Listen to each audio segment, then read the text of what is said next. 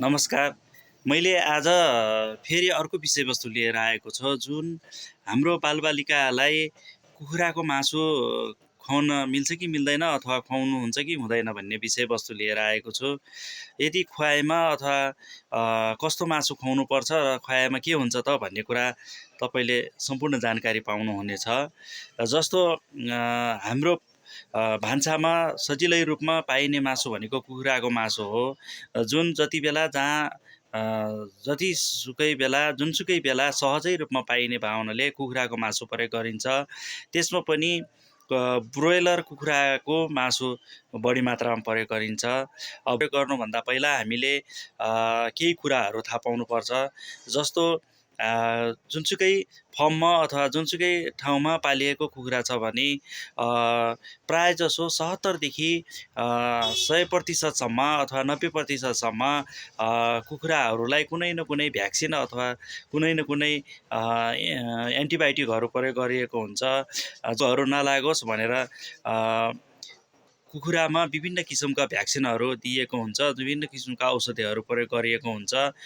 ती औषधिहरू एक अध्ययनले के देखाएको छ भन्दाखेरि इकोलाई भन्ने किटाणुहरू खतरनाक किटाणु जुन राम्रो किसिमको एन्टिबायोटिक दिँदाखेरि पनि ७०% नमरेको देखाएको थियो। त्यसकारण हामीले एन्टिबायोटिक दिँदै पनि ७०%ले त्यसलाई मार्न सकेन भने हामीले खाँदाखेरि हाम्रो बालबालिकालाई कस्तो असर पर्ला त्यो आफै तपाईँले बुझ्न सक्नुहुन्छ, आफै बुझ्नुभयो।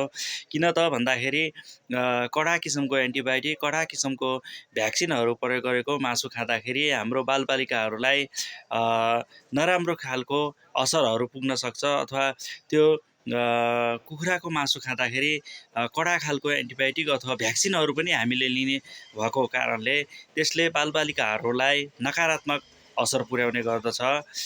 त्यसकारण हामीले कुखुराको मासु प्रयोग गर्नु हुँदैन। कुखुराको मासु प्रयोग गर्नु हुँदैन भन्दै गर्दा ब्रोइलर कुखुराको मासु प्रयोग नगर्दा हुन्छ। तर स्थानीय रूपमा तपाईँले घरमै पालेको कुखुराहरू छ, भ्याक्सिनहरू नदिएको त्यस्तो खालको कुखुरा छ भने तपाईँको बच्चालाई अथवा तपाईँले सहजै रूपमा खान सक्नुहुन्छ अथवा त्यसको मासु प्रयोग गर्न सक्नुहुन्छ। नत्र भने तपाईँको विभिन्न किसिमका कडा खालका एन्टिबायोटिकहरू, भ्याक्सिनहरू लगाएको मासुले उसको दीर्घ रूपमा अथवा वृद्धि विकासमा नराम्रो किसिमको प्रभावहरू पर्न सक्छ। त्यसकारण हामीले चिनेर हेरेर सकभर हामीले ब्रोइलर नगरेर हामीले स्थानीय रूपमा पालिने आफूले घरमै पालिने अथवा चाहिँ भ्याक्सिनहरू प्रयोग नगरेको कडा खालको भ्याक्सिनहरू, एन्टिबायोटिकहरू प्रयोग नगरेको कुखुराको मासु खानुहोला। हवस् त, धन्यवाद।